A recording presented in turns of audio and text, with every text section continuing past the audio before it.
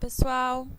Primeiro eu gostaria de agradecer a vocês por estarem aqui, por terem reservado uma horinha da semana de vocês para participarem do Congresso Online da Saúde da Mulher e por estarem aqui escutando a minha palestra.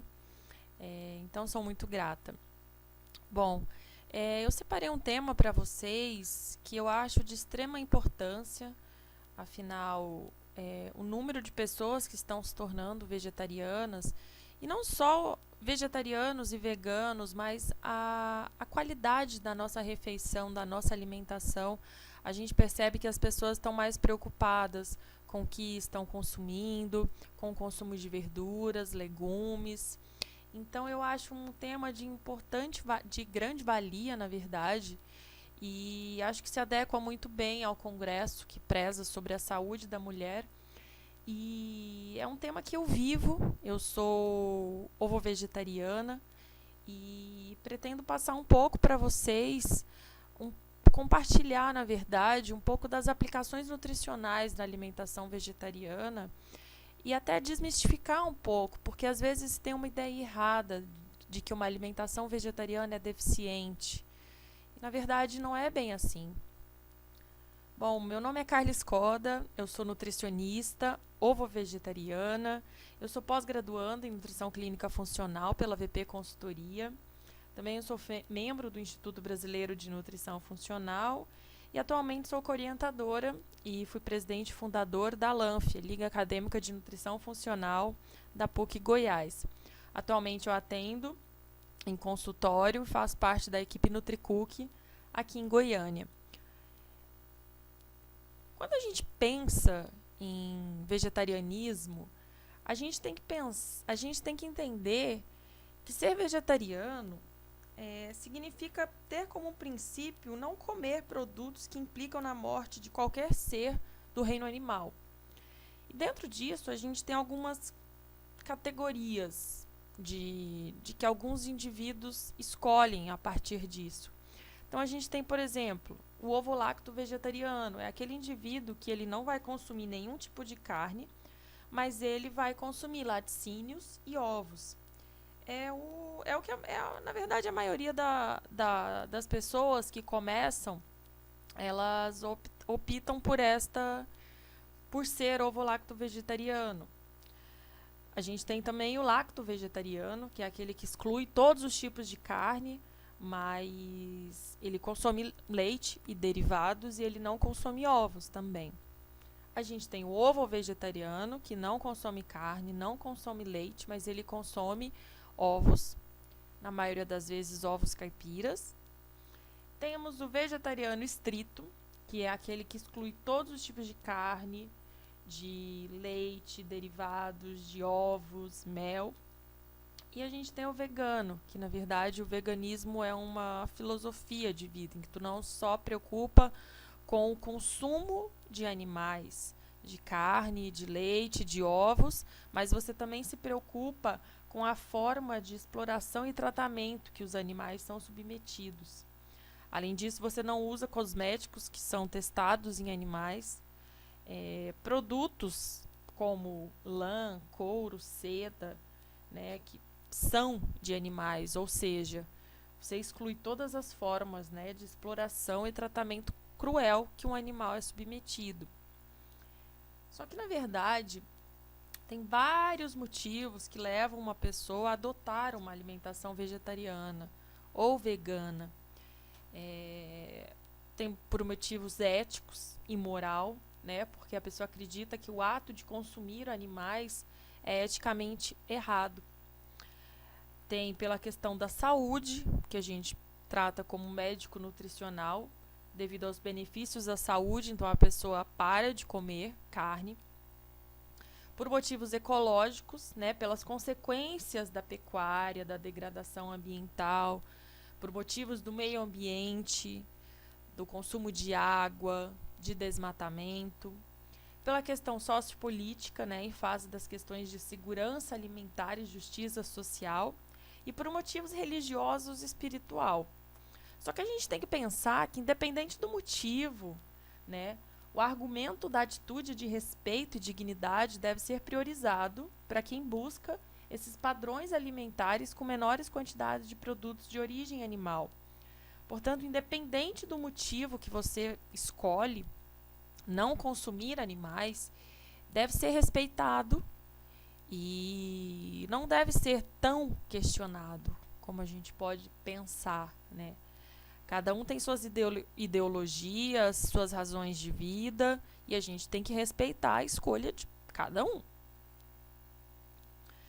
E a gente, quando pensa, né, numa alimentação, a gente tem que levar em consideração que a gente tem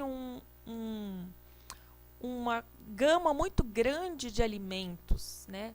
Nós temos os cereais, os amiláceos, as frutas, leguminosas, oleaginosas, os condimentos, os óleos e as carnes, e os leites e derivados, e os ovos. Portanto, as carnes, elas compõem um item de toda essa gama de possibilidade de alimentos que a gente tem. Então, na verdade, quando a gente pensa em uma alimentação vegetariana, é muito frisado de que uma boa alimentação vegetariana é aquela que vai priorizar o que? O consumo das verduras e legumes, dos grãos, dos cereais, das leguminosas, das frutas, das oleaginosas, que estão as castanhas, dos óleos, azeite de oliva, óleo de linhaça, óleo de gergelim, óleo de abacate. Então, a gente tem que levar isso em consideração. E uma das coisas que eu acho bem importante é que a gente tem que escutar o nosso corpo. Muitas vezes a gente fica preso aos rótulos, né? Como se fosse uma hierarquia. A pessoa começa como ovo lacto até chegar no vegano. Não é bem assim. A gente tem que entender e aprender a escutar as nossas vontades e os nossos desejos. Uma das coisas que eu acho bem engraçado é quando você fala que não consome animais, as pessoas perguntam: e você não sente falta? Como se ser vegetariano, como se não comer carne, eu não como porque eu não posso. Como se fosse uma dieta. E na verdade não é uma dieta, é um estilo de vida, em que várias coisas são levadas em consideração. Portanto, né, você não come não é porque você não pode, você não come porque você não quer. Né? E muitas vezes a gente fica preso aos rótulos, e eu acho que esse é um ponto de bastante importância. A gente não pode se prender a isso. A gente tem que aprender a escutar o nosso corpo, o que ele está pedindo. Em determinadas situações, de repente, você pode querer voltar a consumir. E aí? Porque você tem um rótulo, você não vai escutar o seu corpo?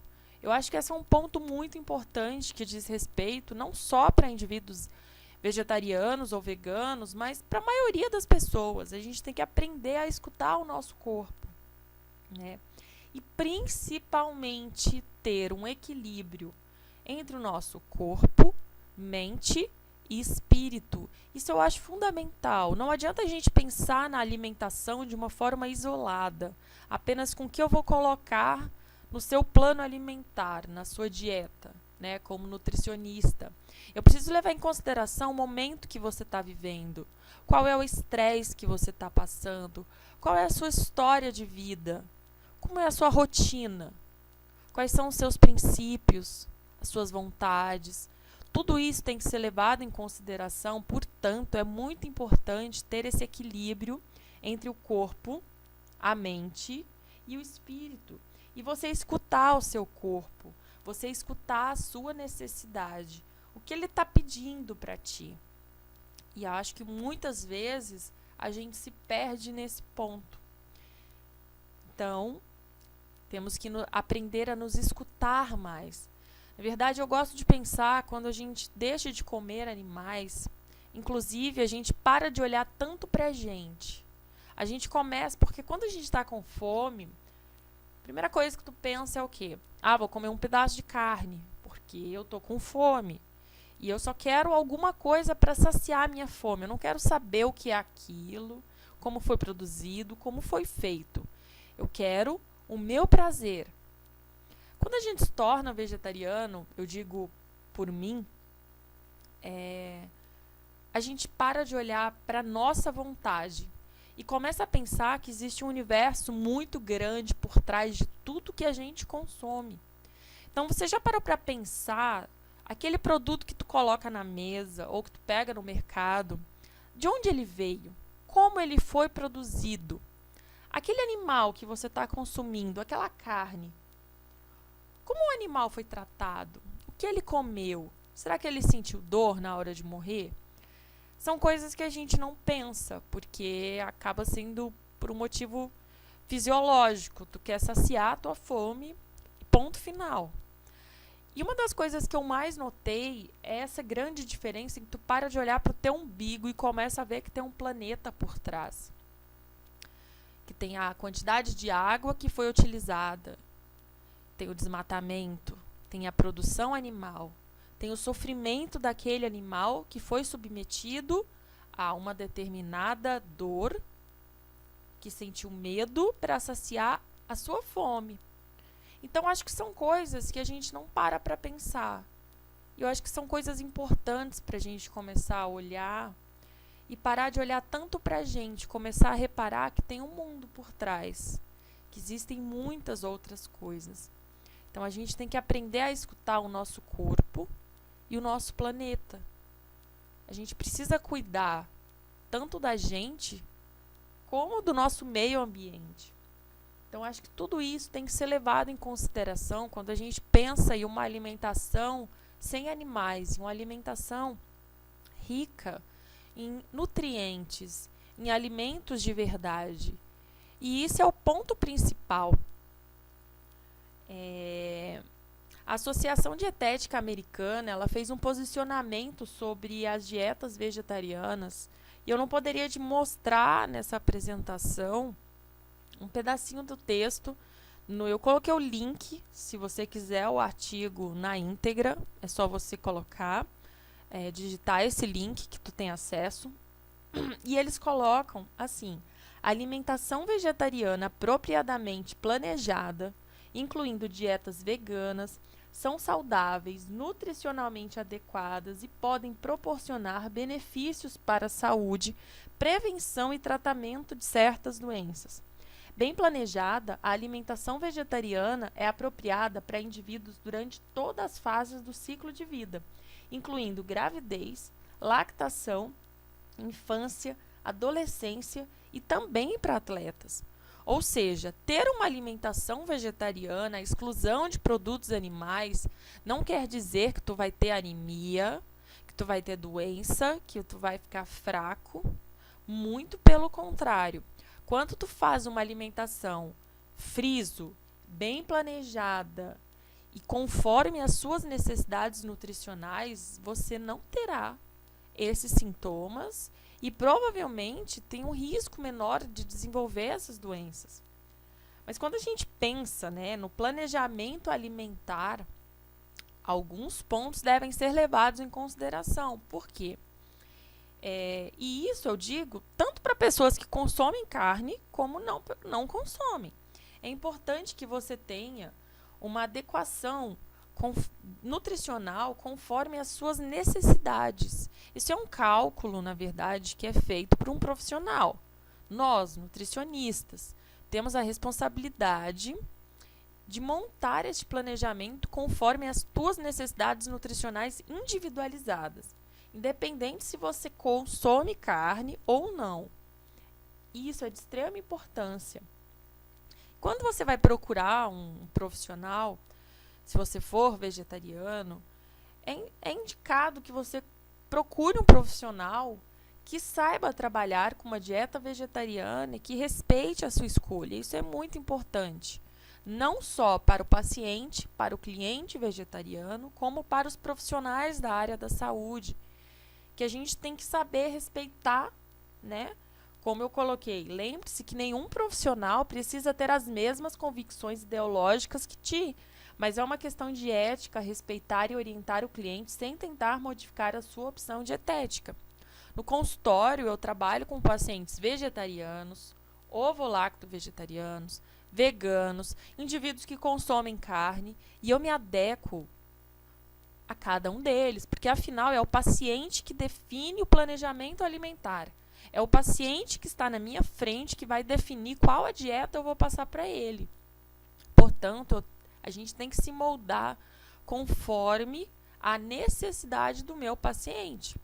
Outro ponto bem importante sobre a questão dos rótulos, quando a gente pergunta para o indivíduo, você é vegetariano, ovo-lacto, vegetariano estrito, vegano, na verdade a gente não está rotulando, a gente está querendo apenas saber o que a gente pode colocar no planejamento nutricional ou não.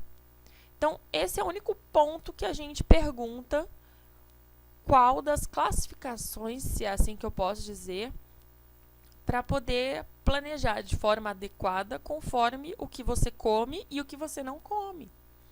Então, ter conhecimento disso é muito importante. E ter esse acompanhamento médico e nutricional periodicamente é de extrema valia e importante, como eu disse, para todas as pessoas.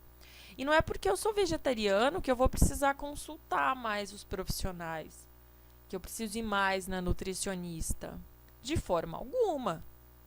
Você vai precisar conforme a sua necessidade, você consumindo animais ou não. Isso vai ser levado em consideração o seu histórico, o seu estilo de vida, as doenças que você tem associadas ou não. Então, não é porque eu sou vegetariano que eu preciso frequentar mais uma nutricionista porque eu corro riscos à minha saúde. Não. Isso também não pode ser levado em consideração. E como é que a gente faz, né, essa adequação dos nutrientes no planejamento alimentar? Como eu disse, nós nutricionistas queremos fazer essa adequação, mas é importante a gente saber que precisa ter uma adequação de todos os macronutrientes, ou seja, carboidrato, proteína e lipídio, e também de todos os micronutrientes, vitaminas e minerais. Só que tem alguns nutrientes que a gente precisa dar uma importância a mais, porque as fontes alimentares provêm das carnes, dos leites e derivados. Então, eu listei, como é uma palestra com tempo curto, né, para a gente conversar, não dá para passar tudo o que eu gostaria, mas eu vou tentar ser bem sucinta em alguns pontos e alguns nutrientes que são bastante questionados. Então, eu trouxe um pouco a questão da proteína, do ferro, da vitamina B12 e do cálcio, que é o que a maioria das pessoas perguntam, né? Acham que porque tiram a proteína eu vou ter que entrar com uma suplementação, ou que o que eu vou consumir. Muitas pessoas querem se tornar vegetarianas, mas têm um certo receio de não saber o que comer. O ideal é que você procure um profissional capacitado, um nutricionista, para poder te orientar. E não só te orientar, mas te passar a quantidade que você precisa conforme as suas necessidades nutricionais. Outra coisa que a gente tem que levar em consideração também são os fatores antinutricionais, ou seja, aqueles fatores que vão diminuir a absorção dos meus nutrientes. Então, isso precisa ser levado também muito em consideração. Então, o primeiro ponto é a questão do quê? Da proteína. Sempre é pensado que um vegetariano ele tem um aporte, uma necessidade proteica diferenciada. Como eu disse, isso depende de cada paciente. Você sendo vegetariano ou não, a sua necessidade é única. Se você consumir carnes ou não, a sua necessidade vai ser a mesma. O que precisa mudar é o tipo de nutriente que a gente está colocando, o tipo de alimento. É a única coisa que vai mudar. Quando a gente para pensar, e aí, eu tirei a carne animal, como que eu vou substituir, entre aspas, essa carne? Porque eu não gosto de pensar em termos de substituição. Porque, na verdade, a carne, ela, como eu disse, ela é um item de toda a gama de alimentos que a gente tem. Então, eu trouxe aqui, a apresentação é voltada muito pelo Guia Alimentar de Dietas Vegetarianas para Adultos, que foi feito pela Sociedade Vegetariana Brasileira, é disponível, é só tu colocar no Google que você tem acesso a esse guia. Recomendo que vocês baixem para quem tem interesse, para saber um pouco mais sobre a alimentação vegetariana. E o que o guia coloca, né? Que a carne vermelha, ela é substituída por 3 porções e meia de feijão, sem o caldo, ou seja, aquele feijão só o grão, ou 7 colheres de sopa do alimento cozido, do grupo dos feijões. E daí entram as leguminosas. Então, nessa tabela, o que a gente percebe? Que, comparando em uma quantidade calórica de 190 quilocalorias, um bife grelhado de 64 gramas vão equivaler a quê? A 7 colheres de sopa de lentilha cozida. Se você parar para pensar, não é tão difícil você trocar um pedaço de carne, uma porção de bife, por 7 colheres de lentilha. Não é uma quantidade tão alta, o que seria mais ou menos uma concha, né? E uma carne cozida, 80 gramas, mais ou menos 4 pedaços, vão se equivaler, por exemplo, ao grão de bico, que vão ser 5 colheres e meia, que é um quarto, né? Colheres de sopa de grão de bico, ou 126 gramas. Se tu pega uma carne moída refogada, 63 gramas de carne moída, vão equivaler a quê? A 150 gramas de soja cozida, os grãos, lembrando que é de preferência sempre os grãos e não o grão com a água, igual no caso dos feijões. Então, aqui, um espetinho de carne de 92 gramas se equivale a 7 colheres de sopa de feijão cozido. O frango, 100 gramas de frango, filé grelhado, vai se equivaler ao quê? A 8 colheres de sopa de ervilha seca. Aí você pode parar para pensar, nossa, mas 250 gramas de ervilha, né, 8 colheres de sopa é uma grande quantidade, mas você pode fazer um mix, você pode misturar um pouco, coloca 4 colheres de ervilha com 4 colheres de lentilha. Essas combinações, eu vou até falar um pouquinho delas, é maravilhosa, e daí você não tem um consumo tão alto, caso você não esteja acostumado. E se você quer substituir, por exemplo, uma salsicha, 60 gramas, né, ou uma unidade e meia, por feijão branco cozido, que vai equivaler a 5 colheres e um quarto de colheres de sopa de feijão branco. Então, você percebe que são quantidades razoáveis, que não são quantidades muito difíceis de serem trocadas. Mas aí vem aquela velha questão, né, que são os mitos e as verdades da proteína vegetal. Então, vamos lá. Que esse é um assunto bem polêmico, que muitas pessoas questionam e que o guia colocou de uma forma brilhante esses mitos, que eu acho que te faço entendimento. Então, primeiro, será que a proteína vegetal ela é incompleta? Ou seja, ter uma alimentação com a proteína vegetal eu vou ter uma carência de aminoácidos? Qual que é a verdade? Alguns alimentos podem apresentar um teor baixo de um ou mais aminoácidos específicos, mas quando ocorre uma combinação de alimentos de grupos diferentes, tu vai fornecer todos os aminoácidos na quantidade ótima.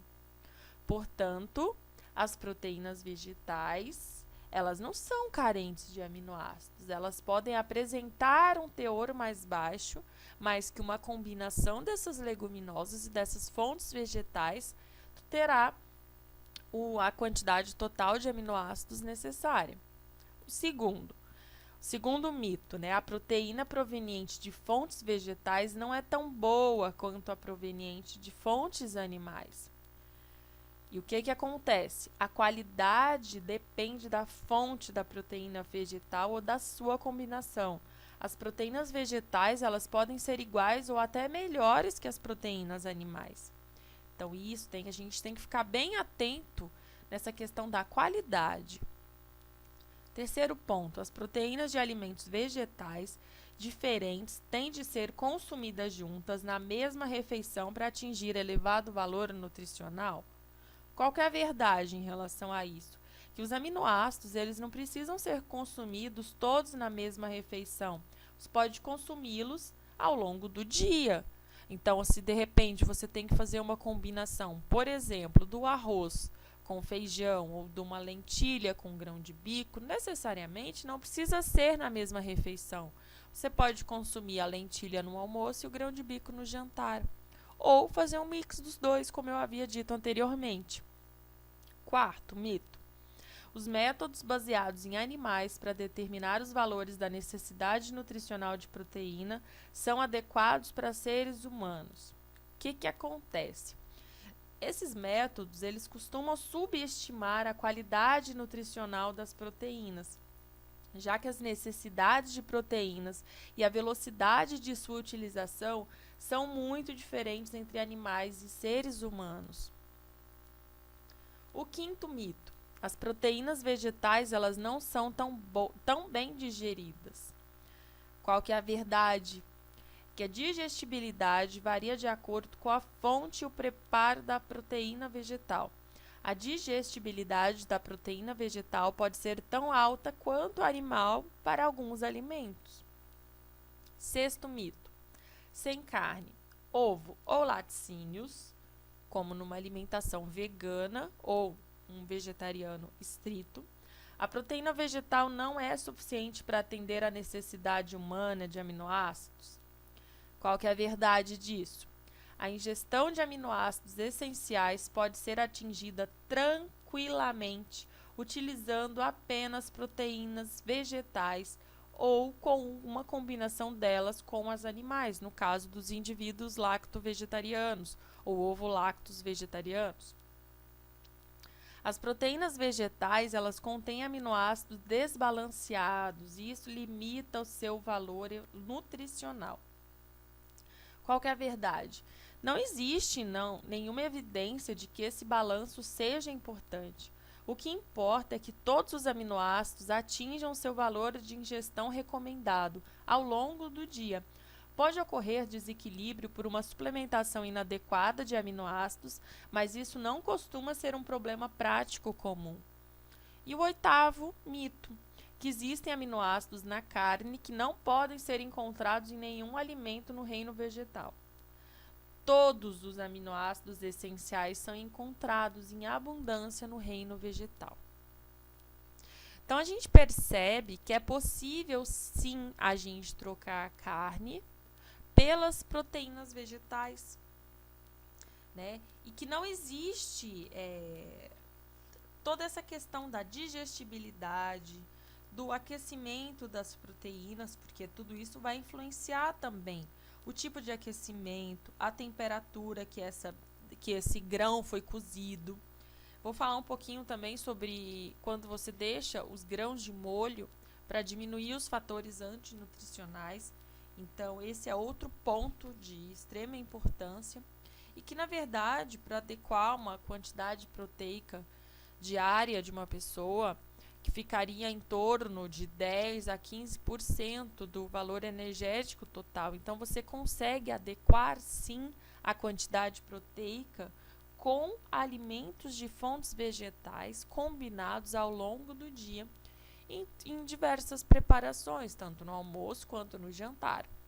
E nos lanches você também pode utilizá-los, como, por exemplo, uma pasta de grão de bico, hummus, né, que você pode utilizar para passar em uma torrada, para consumir com vegetais. Você pode utilizá-la e ela vai ter uma fonte proteica, porque é o grão de bico. Então, não necessariamente só no almoço e no jantar.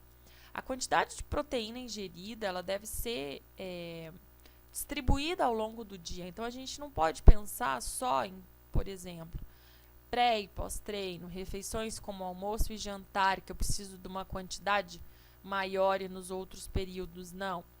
Isso é errado. A gente precisa de uma adequação dos macronutrientes, ou seja, de carboidrato, da proteína e da gordura, em todas as refeições. Até nas pequenas refeições, a gente precisa ter um aporte proteico também. Num lanche da manhã, no café da manhã.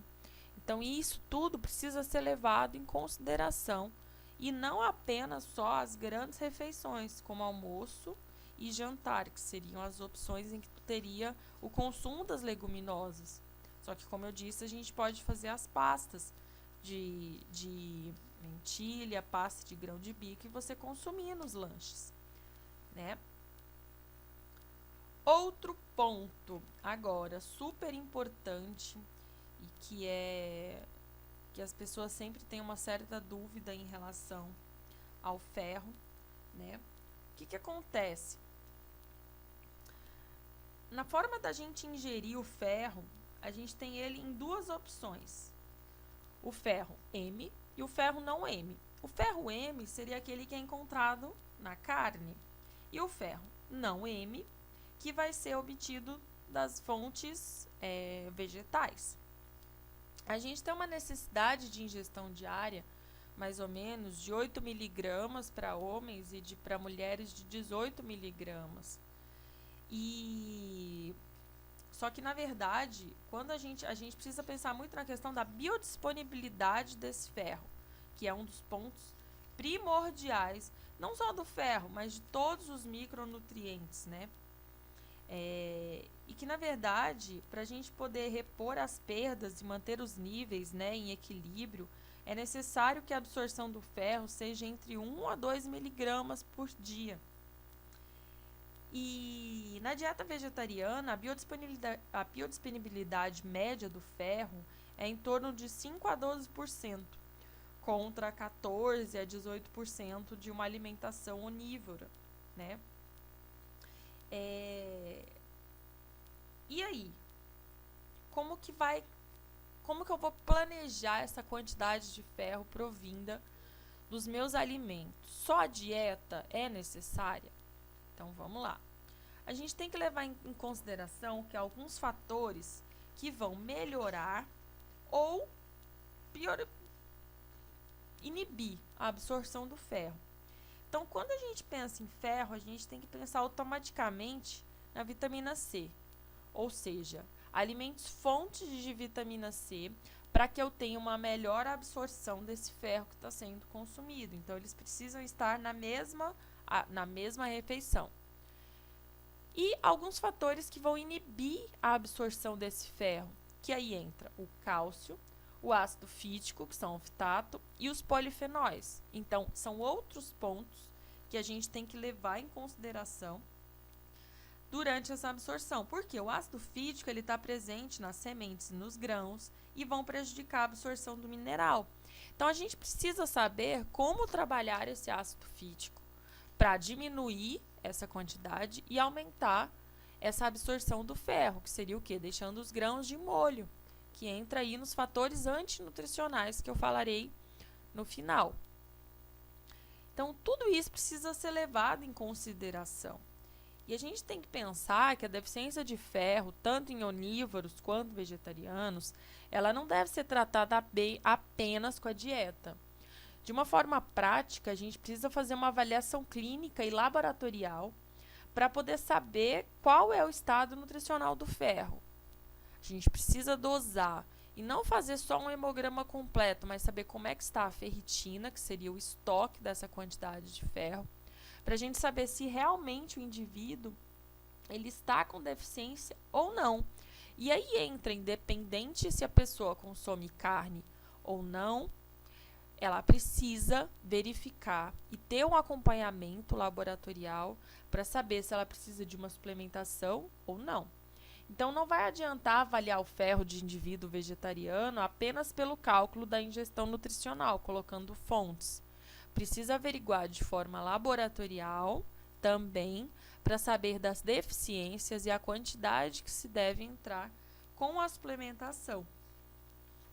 E aí, coloquei aqui a tabelinha lá do guia do teor de ferro que tem em alguns alimentos vegetais. Então, olha, o coentro. Ele tem 81,4 miligramas em 100 gramas. Claro que a gente não vai consumir 100 gramas de coentro, mas tu coloca coentro nas preparações, você já vai ter um aporte um pouco maior, em pequenas quantidades. Então, os feijões, né, ó, feijão, a soja, a lentilha, grão de bico, as castanhas, linhaça, tem menor quantidade, mas eles têm o teor de ferro maior. E quais são os alimentos ricos em vitamina C? Nós temos em grande quantidade, olha a acerola, a quantidade de vitamina C que ela tem. Mexerica, laranja, limão, caju, alguns legumes como pimentão, couve, brócolis, mostarda. Então, se você associa o grão com uma fruta ou o suco, de preferência a fruta, mas o suco ou brócolis, couve, junto com a refeição, você está melhorando a absorção do ferro por conta da utilização da vitamina C, desses alimentos fontes e ricos em vitamina C que vão melhorar a absorção desse ferro na refeição. Então isso precisa ser levado isso precisa ser bem criterioso, na verdade, né, para a gente poder melhorar essa absorção do ferro e dessa forma entrar com a suplementação necessária para cada caso. Outro ponto que também é bem perguntado, né? E a vitamina B12? Como proceder em relação a ela? As dietas ovo-lacto e lacto-vegetarianos, elas podem oferecer a vitamina B12 ao organismo. Já uma dieta vegetariana estrita, que não vai incluir alimentos enriquecidos com a vitamina B12 no teor adequado, né, deve entrar com uma suplementação. A vitamina B12 ela vai ser o único nutriente que pode estar ausente na dieta vegetariana estrita. E, na verdade, assim como o ferro, a vitamina B12 ela depende muito do seu metabolismo do que da dieta. E a gente precisa levar em conta que o que? As fontes da vitamina B12 são carnes, ovos, leite, queijos e alimentos enriquecidos e suplementos. Quando a gente tem um vegetariano Só que a gente tem que pensar que tanto o vegetariano quanto os onívoros, eles devem ter o mesmo cuidado e o nível sanguíneo é avaliado, a mesma coisa do ferro. A gente percebe, alguns estudos que dizem que tanto vegetarianos quanto pessoas que consomem carne têm deficiência de B12. Então, precisa ser avaliado. O profissional precisa solicitar a dosagem de vitamina B12 para saber o teor que precisa ser passado de suplemento para que possa atingir essas necessidades e as suas necessidades de B12. Então, a gente precisa ter bastante cuidado em relação a isso. E quem vai determinar? Não basta você ir na farmácia e comprar, porque você não pode agir de tal forma, né? O ideal é que você procure um profissional que ele vai adequar o seu plano alimentar e saber, conforme as suas necessidades, a sua idade, o seu sexo, a quantidade que você precisa tomar. Porque é uma variação muito grande. Então, não dá para simplesmente você comprar e começar a tomar. Então, o ideal é que você passe por um profissional qualificado, que ele com certeza vai te passar todos os suplementos, se porventura você vai precisar, conforme as suas necessidades nutricionais. Então, a vitamina B12, a gente tem que ter esse cuidado a mais, porque como os alimentos fontes a gente não vai consumir, né, a gente precisa entrar com uma suplementação para evitar uma carência e observar os níveis laboratoriais. E o cálcio? Tirei o leite da minha alimentação e os produtos lácteos, como um vegetariano estrito ou um vegano. Como eu vou proceder em relação ao cálcio, né? Bom, a nossa necessidade varia de 1.000 a 1.200 miligramas de cálcio por dia. Novamente, quando pensamos em suplementação, a suplementação ela vem quando você não consegue atingir pela alimentação. E a gente tem que pensar em alguns pontos de que não só a ingestão é importante, mas a absorção e a biodisponibilidade e a bioacessibilidade desse nutriente no nosso organismo. Então, o que a gente tem que levar em consideração? A gente precisa saber qual a quantidade que a gente consegue absorver do mineral que vai vir no alimento. Então, vai ser a questão do quê? Da biodisponibilidade desse alimento. Então, a gente percebe, por exemplo, que o brócolis, ele tem uma biodisponibilidade de 61,3 gramas por cento, ou seja, se você consome 100 gramas de brócolis, você vai absorver 61,3% daquele cálcio. Se você pega o leite, a biodisponibilidade do leite é 32,1. Então, se você consome 100 ml de leite, você vai absorver de cálcio 32,1. Então, quando a gente pensa no quesito biodisponibilidade, brócolis, o repolho, couve, a mostarda, mesmo elas apresentando uma quantidade menor de cálcio, ela tem uma biodisponibilidade maior quando comparada ao leite, que tem uma quantidade grande de cálcio, mas que não é tão bem biodisponível para o nosso organismo. Então, a gente tem que começar a parar a pensar nisso. Outros fatores que devem ter importância é o quê? Sal na alimentação. Por quê? O sal é um fator que mais causa o impacto na perda de cálcio pela urina. Então, para você ter uma ideia, a cada 2.300 miligramas de sódio que é excretado na urina, vai junto 40 a 60 miligramas de cálcio. Ou seja, quanto maior a quantidade de sal que você ingere, mais cálcio vai sair pela urina. Então, se você faz consumo de leites e derivados ou não, mas tem uma alimentação rica em sal, mesmo o leite tendo uma quantidade maior de cálcio e não sendo tão biodisponível, o sal vai ser o quê? Prejudicial, porque ele vai estar fazendo com que o cálcio seja mais excretado pela urina. Outro fator importante é a quantidade proteica na dieta, na alimentação. Cada 1 grama de proteína ingerido em excesso por dia resulta numa perda adicional diária de mais de 1,75 miligramas de cálcio. Ou seja, ter um consumo muito elevado de proteína também vai aumentar a excreção de cálcio. Então, mesmo se você consome fontes de laticínios e tem uma dieta hiperproteica ou que tem um excesso de proteína que não atenda às suas necessidades, você também estará excretando mais cálcio, então pode vir a desenvolver uma deficiência. Outro fator importante, ácido fítico, o fitato e o oxalato. Eles também podem dificultar a absorção desse mineral. Ou seja, lembra quando eu falei do ferro que eles atrapalham? Ele também vai atrapalhar a absorção de cálcio. A cafeína também.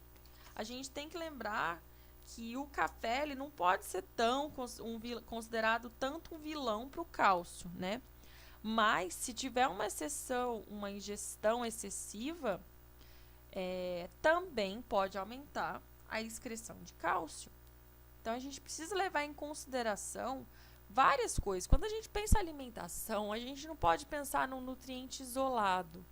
Como, por exemplo, então eu vou suplementar só cálcio. Não, a gente tem que levar em consideração muitas outras coisas. Como, por exemplo, o magnésio. Quando a gente pensa em cálcio, a gente tem que pensar automaticamente em magnésio. Como estão as minhas fontes alimentares de magnésio? Estou consumindo semente de abóbora, de girassol. Estou consumindo amêndoas, castanhas, folhas verdes escuras, que são fontes de magnésio, para melhorar essa absorção do cálcio.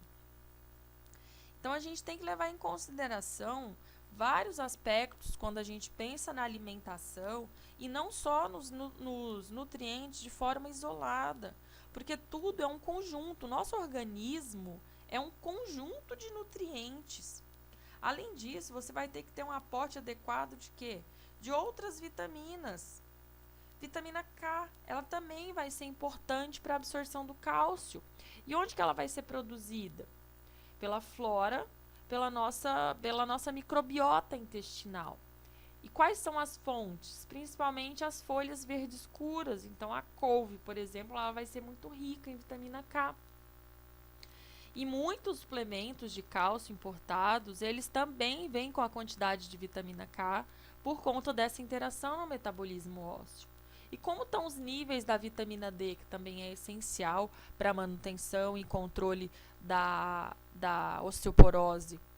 Então, tudo isso precisa ser levado em consideração e não apenas a retirada de um produto e a sua exclusão. Precisa levar em consideração a biodisponibilidade desse nutriente, a absorção, quais são os outros fatores que vão melhorar ou piorar essa absorção, né? E aqui, essa tabela tem um teor de cálcio em alguns alimentos, Então, o coentro, feijão, amêndoa, os condimentos, né? Olha, manjericão, coentro, salsa, eles também são fontes de cálcio. Então, você colocando isso no seu planejamento alimentar, nas refeições, é de extrema importância. Então, aqui tem algumas fontes de cálcio que a gente pode introduzir na nossa alimentação.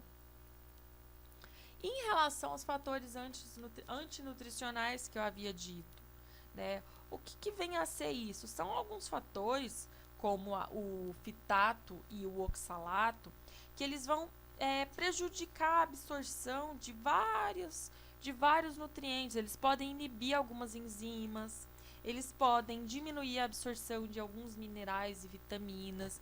Então, eu coloquei o fitato e o oxalato como os principais fatores antinutricionais que eles vão ser encontrados nos grãos, por exemplo. Então, o que a gente faz para diminuir essa quantidade? A gente pode fazer o processo de germinação, que é ter os brotos alimentares, né? Que a gente coloca os grãos de molho e eles vão germinar. E que isso vai diminuir essa quantidade de ácido fítico e eu vou conseguir ter uma melhor biodisponibilidade do meu ferro, do meu cálcio, dos meus minerais presentes nos grãos. E outra estratégia também é deixar os grãos e as leguminosas de molho na água. Então, vou deixar eles imersos de 8 a 12 horas na água para poder eliminar esses fatores antinutricionais. Então, você deixa as leguminosas, os cereais de molho na água e por 8 a 12 horas, depois descarta essa água e leva ao cozimento. Dependendo se você quer fazer até uma salada, né, você pode colocar numa panela de pressão por 5 a 10 minutos e o grão vai ficar ele já vai estar um pouco mais cozido. Então é interessante levar em consideração todos esses aspectos e não só a questão dos nutrientes que estão sendo envolvidos, mas sim a absorção. Quando a gente pensa em absorção, não poderia deixar de falar sobre o quê? Como está a sua saúde intestinal?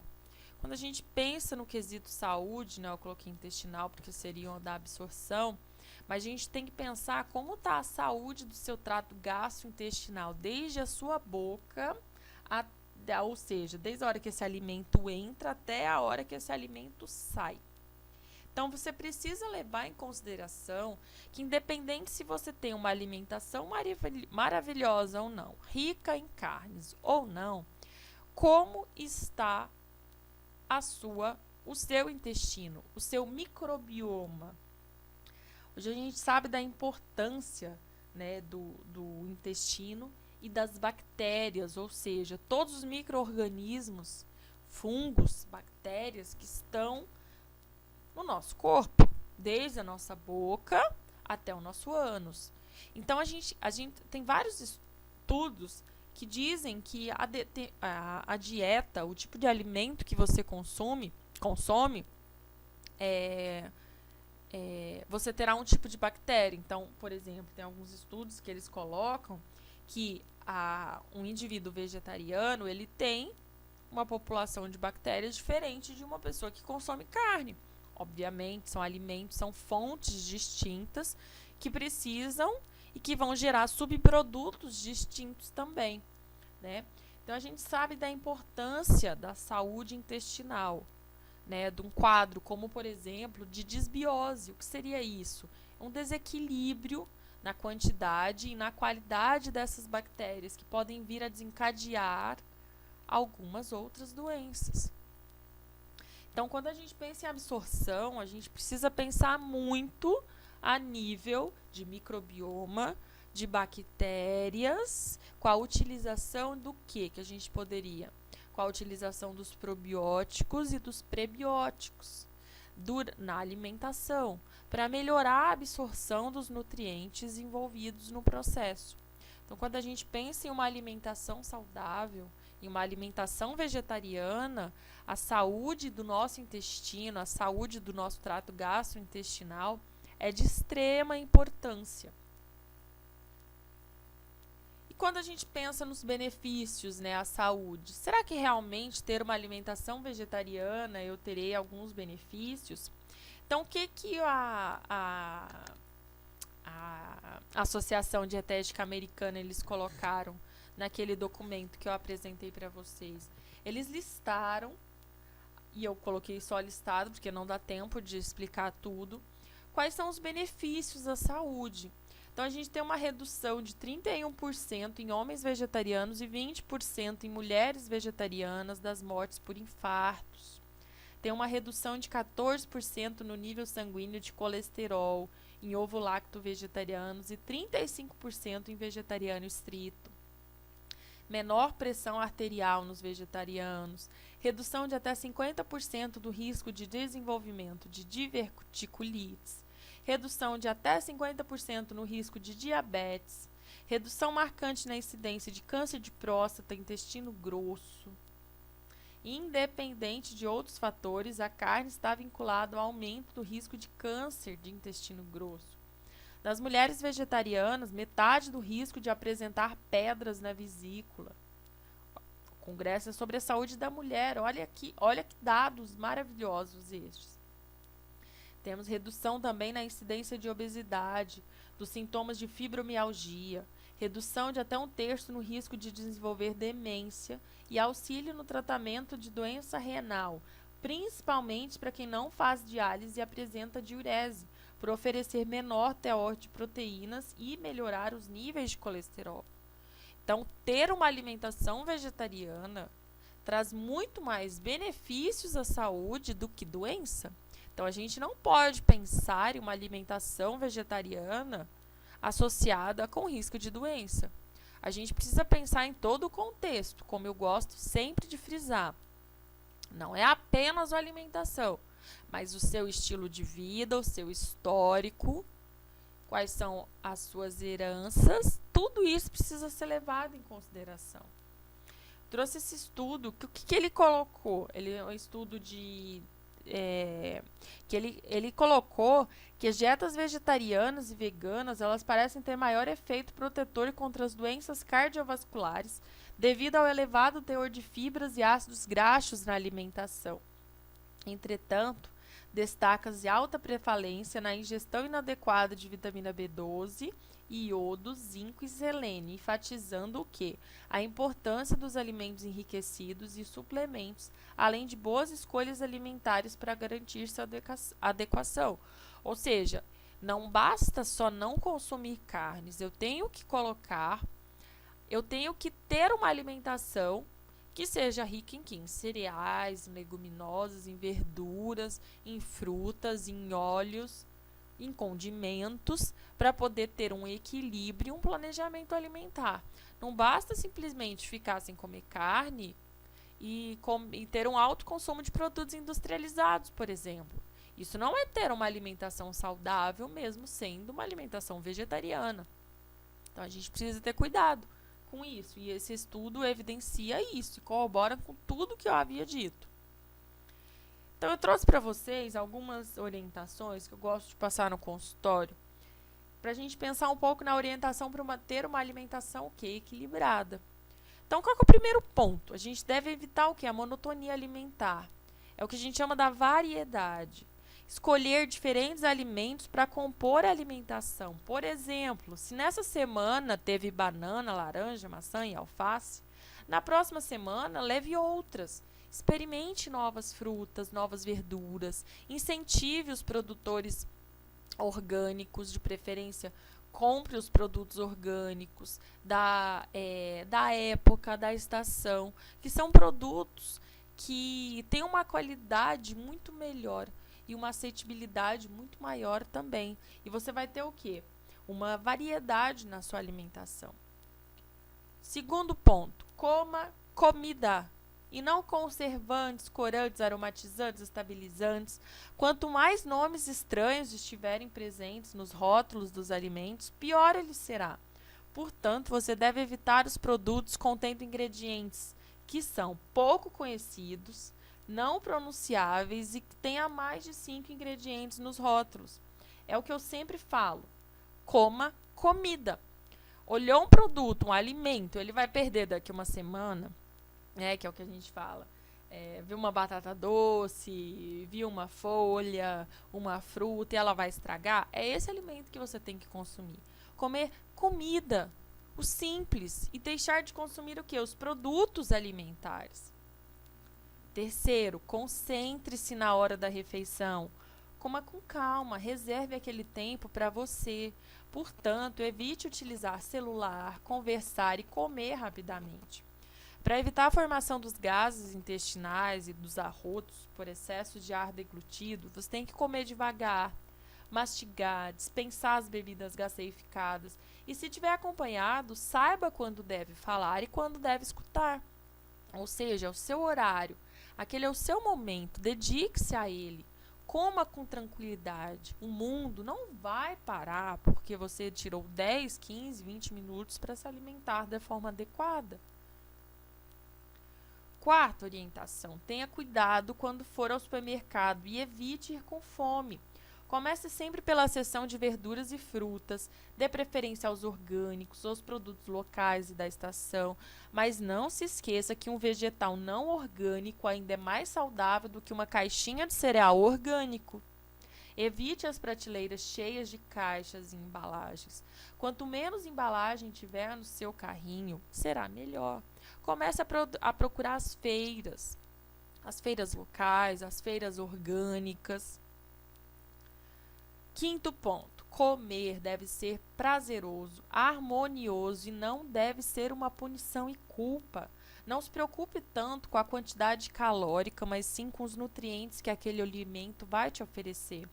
Aprenda a enxergar as coisas, eu gosto sempre de pensar isso e passar para os meus pacientes. Enxergue com outro ponto de vista. Ao invés de você comer um doce, pensar que eu vou queimar ele fazendo 1 hora na academia, estabeleça uma meta. Você vai estabelecer uma meta. E quando você alcançá-la, você vai dar um doce de presente para você. Então, a gente está invertendo o jogo. Aprenda a enxergar as coisas com outros olhos. Então, aprenda a ver os alimentos como nutrientes. Tudo que você está ingerindo para o seu corpo, ele pode te trazer benefícios ou malefícios. E não frise tanto na questão calórica, mas na quantidade nutricional daquele alimento. E o sexto ponto, prefira sempre o que? Os alimentos in natura, coma comida, ou que são minimamente processados, do que alimentos ultraprocessados. Então, opte por quê? Por água, sucos e frutas no lugar de refrigerantes, bebidas lácteas e biscoitos recheados. Não troque aquela comida que é feita na hora, como os caldos, sopas, saladas, molhos, arroz e feijão, macarronada, pelos produtos que dispensam preparações culinárias, como sopa de pacote, macarrão instantâneo, pratos congelados prontos para aquecer, sanduíches, frios, embutidos, maionese, molhos industrializados, misturas. E prefiro o quê? As sobremesas caseiras, dispensando as sobremesas industrializadas. Como que a gente pode traçar algumas estratégias para reduzir esse consumo de carne? Eu quero me tornar vegetariano, e aí? Por onde eu começo? Tem um movimento que é fantástico, que é a segunda sem carne. Então, você começa um dia da semana que você não vai consumir produtos animais. Então, é toda segunda você vai experimentar o quê? Outros sabores. Por quê? Né? Essa imagem eu acho fantástica, que, ó, coma mais frutas e vegetais. Por quê? Você vai fazer isso pelo planeta, por você, pelos animais. Veja o impacto ambiental positivo que você causa deixando os produtos de origem animal de fora do seu cardápio em apenas um dia. Imagina se você fizer isso todos os dias. Então, quando você deixa de comer, né, 2 porções de carne, que seriam no almoço e no jantar, você está economizando o quê? 792 litros de água limpa. Você está diminuindo o consumo de 4 quilos de grãos, principalmente soja e milho, que são usados como ração para os animais. 6,6 metros quadrados de floresta desmatada. Diminuição do quê? 50 quilos de emissão de CO2 que são emitidos na atmosfera. Então, é um impacto, na verdade, quando você se torna e quer ter uma alimentação sem carne, você não pensa só em você. Você pensa em um conjunto. Você pensa em quê? Nas pessoas, nos animais, no planeta. E o quê? Você tem que estar aberto a experimentar. Não adianta falar, eu quero me tornar vegetariano, ou eu quero diminuir o meu consumo de carne. Necessariamente não precisa se tornar vegetariano, mas reduza. Vai reduzindo a quantidade, até chegar ao ponto que você não precisa mais. Escute o seu corpo. Para isso você tem que estar o quê? Aberto a experimentar, a descobrir novos sabores, a conhecer outras formas de preparação e de combinação alimentares.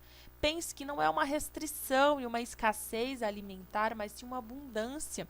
Como eu disse, repito, tem tantos alimentos que a carne é mais um. Então não adianta pensar que o que eu vou comer? Olha a gama de variedade. Eu trouxe algumas, porque tem muitas outras, né? Por exemplo, um tabule de quinoa. Eu tenho vontade de comer hambúrguer. Você pode fazer hambúrguer. Tem hambúrguer de lentilha, de grão de bico, de feijão, de soja, de quinoa. Você pode fazer uma salada com mix de grão de bico, de lentilha, de feijão branco com ervilha. Utilizar os germinados, os brotos, broto de alfafa, broto de feijão, broto de lentilha. Fazer as pastas de grão de bico, de lentilha, tahine, que é outra fonte magnífica de cálcio, que é o gergelim. Utilizar os cogumelos, tofu, fazer, por exemplo, um macarrão de abobrinha e cenoura com cogumelo. Enfim, a gente tem muitas opções. Nessa outra foto, eu coloquei aqui, do lado esquerdo, um prato tradicional com arroz, feijão, salada, carne. Que tal experimentar novos sabores? Como se fosse a divisão aqui. Consumo de salada, de folhas, de verduras, das leguminosas, dos cereais, você tem as frutas na preparação. Você pode incluir o quê?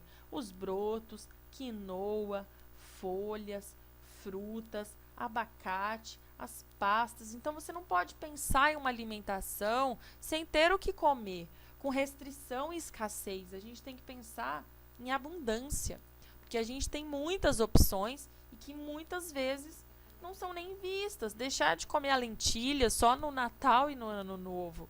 Passe a utilizá-la mais, a dar preferências aos alimentos locais, que não são tão processados, aumentar o consumo de verduras e frutas, dos grãos, das leguminosas, e acho que esse é um ponto de extrema valia. Eu digo que eu aumentei muito o meu consumo. Você aprende a muitas outras preparações, muitas outras receitas no que diz respeito quando você retira os produtos animais da sua alimentação. Então, a gente não pode pensar que uma alimentação vegetariana é restritiva, muito pelo contrário. Você tem muitas opções, sim, de preparação. Basta o quê? Você abrir a sua mente e estar disposto a querer mudar. E mudar não só por você, mas mudar pelo planeta, pelos animais, pela vida, por tudo. Então é uma mudança de consciência, e eu falo que é um estilo de vida que você adota, e é muito difícil quando você começa a pensar desse jeito, você regredir, você querer voltar. É muito difícil, né? E novamente, escute o seu corpo, as suas necessidades. Isso que é de extrema importância. Eu finalizo minha apresentação com uma frase, que é de uma imagem que eu bati lá no Congresso Internacional de Nutrição Funcional no ano passado, que é do CSI Brasil, e que diz que quando as pessoas aprenderem mais sobre sua comida, seus vegetais e como seus animais são criados, elas formarão uma relação mais profunda com a terra. Então, eu gostaria de deixar o meu obrigada para todos vocês que aqui me ouviram. Coloquei aqui o meu Facebook, o meu Instagram é Carla Escoda, e-mail também para contato, e o endereço e o telefone da clínica que eu atendo, e fico à disposição para qualquer curiosidade, envio de material. Eu estou disposta, e quem tiver interessado e precisar falar comigo, estão aí os meus contatos. Espero que tenha feito vocês abrirem um pouco a cabeça em relação à alimentação vegetariana e tirar um pouco desses mitos e desmistificar, né, essa questão de que uma alimentação vegetariana ela não traz benefícios e ela é restritiva, muito pelo contrário. Eu, como uma pessoa que vivencio isso tanto no consultório com os pacientes quanto na minha vida, posso dizer que não é isso. É uma mudança, e é uma mudança de corpo, de espírito, de alma, de planeta, de animais. Então, eu espero que vocês tenham sentido um pouco da energia que é isso para mim e que vocês possam ter aprendido um pouco, que eu possa ter contribuído em alguma mudança de pensamento de vocês. Deixo meu obrigada e uma eterna gratidão por todos aqueles que me ouviram. Até mais.